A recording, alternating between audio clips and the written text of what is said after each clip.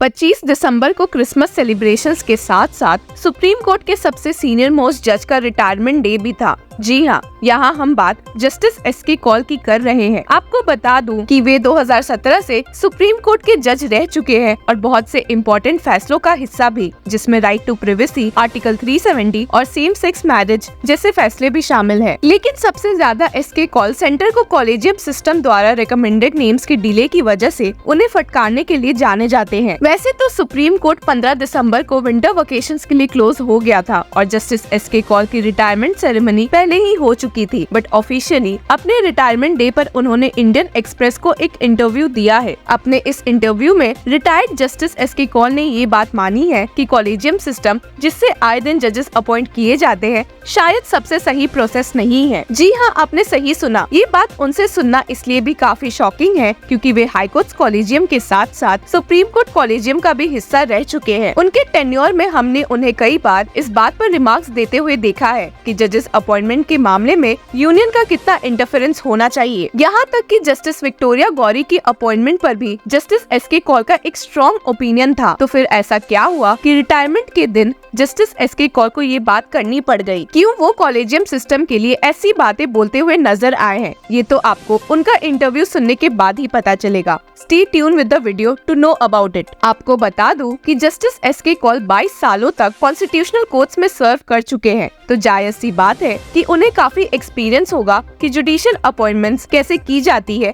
और इसमें कितने ट्रांसपेरेंसी है। इसी बात को बताते हुए उन्होंने इंटरव्यू में कहा है कि आजकल के सिस्टम में सबका सब चीज पर अपना व्यू है, पर एक्चुअलिटी में चीफ जस्टिस किसे अपॉइंट करना है उस पर थोड़ा रिसर्च करते हैं। जैसे कि उन्होंने हाईकोर्ट बोर्ड्स के बाकी जजेस को कंसल्ट किया हुआ है, देखा है कि कौन से लॉयर्स मीनिंगफुल है। यहाँ तक कि उन्होंने बताया कि he has seed for informal intelligence report. तो आपको राइट टैलेंट को लेकर आना पड़ता है क्योंकि हाईकोर्ट एक बेस है। जब कॉलेजियम रिकमेंड कर देता है तो वो नाम मिनिस्ट्री के पास चला जाता है, जिसके बाद IB, government, state, supreme court जजेस सबके इनपुट्स के बाद एक हाई कोर्ट जज अपॉइंट होता है। सुप्रीम कोर्ट जजेस अपॉइंटमेंट में गवर्नमेंट का हमेशा एक रोल रहा है और हमेशा रहेगा। कभी कभी ऐसा होता है कि गवर्नमेंट किसी जज बनाना चाहती है और जो हमें लगता है कि गुड इनफ है मे ऑल्सो टैली। आपको याद होगा कि हाई कोर्ट जज जस्टिस विक्टोरिया गौरी की अपॉइंटमेंट पर काफी बवाल खड़ा हो गया था, जहाँ लॉयर्स ने उनकी अपॉइंटमेंट को लेकर काफी प्रोटेस्ट किए थे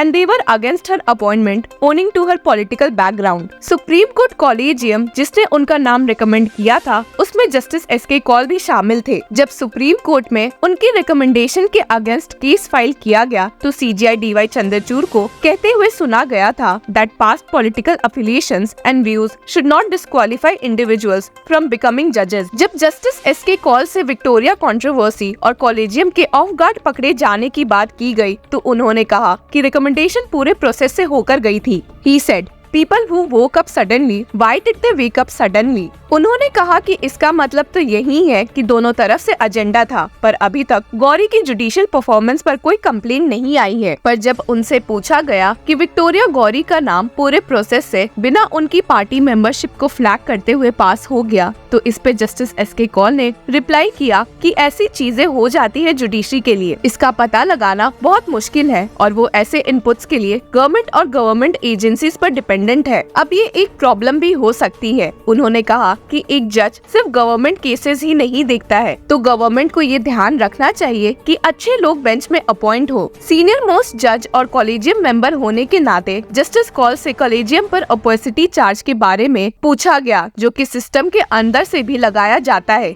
He was asked, judges who get transferred don't know the reason। तो इस पे कौल ने क्लैरिफाई किया कि इसके कई रीजंस हैं। कभी कभी जजेस पे डाउट कास्ट किया जाता है क्योंकि इम्पीचमेंट ही एक ऑप्शन होता है, इसलिए ट्रांसफर प्रेफर किया जाता है। कभी कभी ये अच्छे जजेस को बेटर एक्सपोजर देने के लिए भी किया जाता है। He said, this is only the check and balance really for a high court judge and we have not developed any other system। Government द्वारा प्रपोज नेम्स को कॉलेजियम रिकमेंडेशन में डालने की बात पर भी जस्टिस एसके कौल ने साफ इनकार कर दिया। He said, in a very few cases, maybe we have reconsidered, but by and large, we reiterated recommendations where we said and have so far stuck by it. जजेस अपॉइंटमेंट के इस process पर बात करते हुए जस्टिस कॉल ने कहा कि वो इस मेथड की वोटरी नहीं है, लेकिन ये एक लॉ है और फॉलो होना चाहिए। कॉलेजियम सिस्टम एक जुडिशियल क्रिएशन है और ये कॉन्स्टिट्यूशन का पार्ट नहीं है। सिचुएशन की ये मांग थी और इतने सालों तक इसने सही काम किया है। नेशनल जुडिशियल अपॉइंटमेंट कमीशन पर कहते हुए उन्होंने बोला कि वो जल्दी खत्म हो गया, उसे चांस ही नहीं मिला। अगर वो सुप्रीम कोर्ट के पास पेंडिंग होता तो देखते कि कैसे वर्क करता है। पर इसी के साथ उन्होंने नेशनल जुडिशियल अपॉइंटमेंट कमीशन के रिलेशन में एक प्रॉब्लम को हाईलाइट किया, and that is presence of 6 members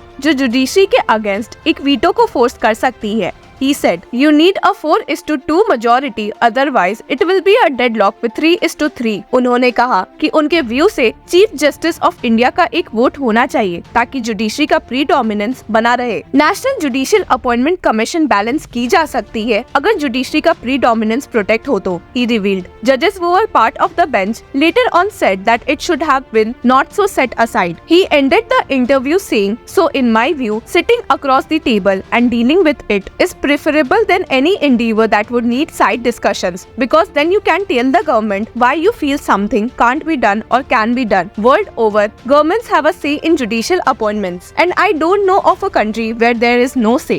So India was in some way unique when it brought in the collegium system." Justice call के इस इंटरव्यू से तो साफ पता चल रहा है कि कॉलेजियम सिस्टम का ऑल्टरनेटिव शुरू होने से पहले ही 2015 में नेशनल जुडिशियल अपॉइंटमेंट्स कमीशन को खत्म करने से एक तरफ एग्जीक्यूटिव और लेजिस्लेशन और दूसरी तरफ जुडिशरी के बीच काफी मिसट्रस्ट पैदा हुआ है। और इस बात से जस्टिस कॉल भी अग्री करते हैं कि if NJAC had been there, possibly the discussion would have been across the table. I believe it would have been more transparent. अगर उनके एडवाइस पर फोकस किया जाए तो उन्होंने ये कहा है कि the collegium system of appointing judges to constitutional courts is no longer the best mechanism, and the executive and the judiciary ought to come together to formalize a method enabling transparent exchange of views instead of secretive or backdoor consultations. क्या आप retired जज justice SK call की बातों और advice से agree करते हैं? Share your views in comment section and keep following law chakra.